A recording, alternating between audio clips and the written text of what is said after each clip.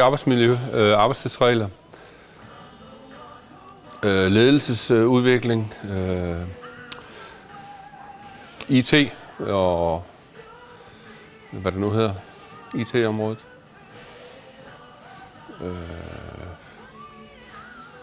Seniorpolitik selvfølgelig, den jeg går så meget op i.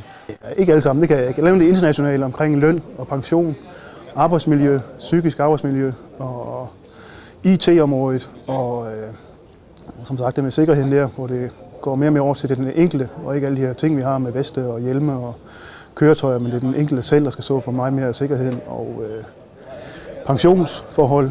Og jeg ved ikke, det er kun de 8 sådan cirka 18 år. Jeg tror ikke på, at jeg kan huske dem ordret, det tror jeg ikke. Men der er noget om arbejdstid, der er noget om ledelse, der er noget om aftalers gennemsigtighed, der er noget om uddannelse. Så tror jeg, vi er gået i stå, men der er mangfoldighed i hvert fald. Det kan være svært at huske dem alle 15. Det er fandme ikke meget, jeg kan huske. Er det alderen, eller hvad? Men de gjorde et godt forsøg. De omkring 100 tillidsmænd, der midt i maj deltog i Politiforbundets konference i Middelfart. Her blev der stillet skarpt på de 15 fokusområder, som kongressen sidste år vedtog, at hovedbestyrelsen skal arbejde med frem mod næste kongres. Dybest set så er det her et udtryk for en anden måde at arbejde med det, vi i gamle dage kaldte vores handlingsprogram. Det vil sige det, som forbundet særskilt skulle tage sig af i den næste kongresperiode.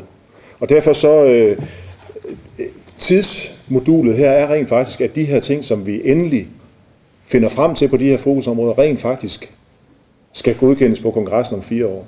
Der blev gjort status for hvert fokusområde på konferencen. Nogle af emnerne er gamle travere, andre nyere. Men metoden, som benyttes, er ny for hovedbestyrelsen. Nøgleordet er at arbejde projektorienteret. Det vil sige, at det er en arbejdsmetode, hvor vi, han har sagt, styringsmæssigt kan overskue det, vi sætter i gang. Styre det både, med tilgangen af viden udefra, medlemsinddragelse og økonomi og det hele, således det kommer til at gå op i en højere enhed. Det er simpelthen en anden og mere nærværende og systematisk måde at arbejde med tingene på.